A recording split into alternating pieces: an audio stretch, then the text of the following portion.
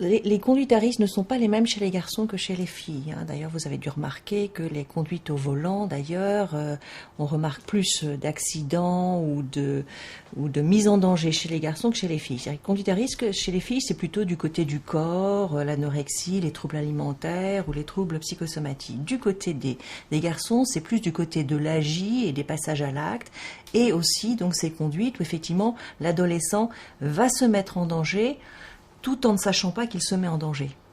C'est-à-dire que cet adolescent est dans une période, c'est ce qu'on appelle le comportement ordalique.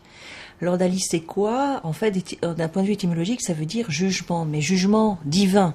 C'est-à-dire que cet adolescent va avoir une attitude où il va frôler en permanence quelque chose de l'ordre de la mort, pour nous qui sommes à l'extérieur, mais pas pour lui, parce qu'en fait, c'est quelque chose où il va être jugé par le divin.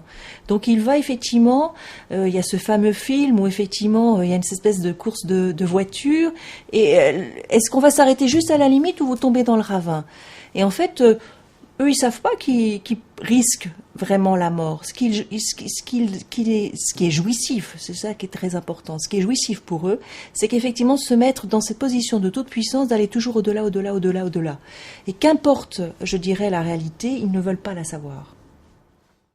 La fille est quelque part dans sa physiologie beaucoup plus inscrite dans la réalité matériel que le garçon, et le garçon est dans une recherche de toujours plus de pouvoir, toujours plus de puissance, et ça a quand même un rapport avec sa propre virilité.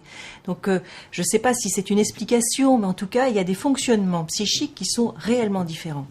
Le garçon se mettra plus facilement en danger, mais néanmoins on s'aperçoit petit à petit en ce moment, depuis 5-10 ans, que des filles ont ces comportements-là.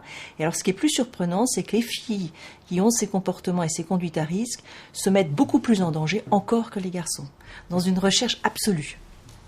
Alors c'est tout le mouvement, je dirais, de société où effectivement on passe d'un extrême à un autre, et comme s'il fallait, pour être dans cette égalité, je dirais, cette fameuse parité, égalité, être dans l'absolu et être dans le plus, c'est-à-dire dans une négation totale de ce qui serait la féminité, car la femme, à partir du moment où elle est réglée, elle est dans une rythmicité qui est pas du tout la même, elle est dans une temporalité qui n'est pas du tout la même que le garçon.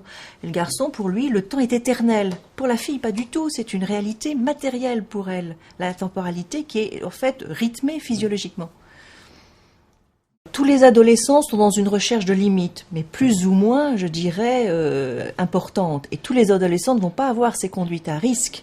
Mais il y a les adolescents vont avoir des conduites de recherche de limites par rapport aux parents, par rapport au cadre autoritaire, c'est le moment où ils découvrent qu'est-ce que c'est que la transgression.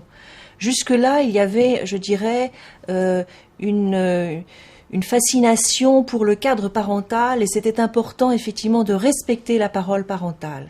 L'adolescent, et c'est structurant d'ailleurs, l'adolescent va petit à petit prendre du champ par rapport à la parole parentale, donc par rapport à l'autorité, et il va petit à petit effectivement dire non, moi je vais faire autrement. Mais alors il passe de tout au tout, c'est-à-dire que cette autorité n'existe plus, et il fonctionne dans cette toute-puissance où c'est moi, et je suis dans la recherche de plaisir absolu.